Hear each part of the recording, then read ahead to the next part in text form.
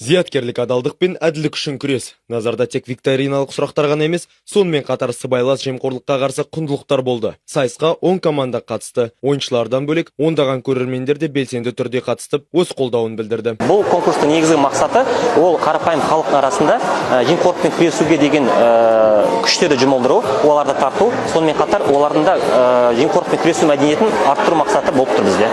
Ұйымдастырушылардың айтуынша, сайыс тек сыбайлас жемқорлық тақырыбына назар аудартудан ғана емес, жастарды қоғамдық маңызды мәселелерге тартудың тиімді құралына айналды. Айта кетсек, бұл адал ойын, бүгінгі адал ойын, ол Теміртау қаласы әкімі аппаратының тапсырысы бойынша өткізілгелі. Аталмыш ойынға көп үміткер ниет білдірді қатысуға. Жалпы 10 команда қатысты. Осы 10 командадан бүгін бағалау комиссиямен жеңімпаздарды анықтады.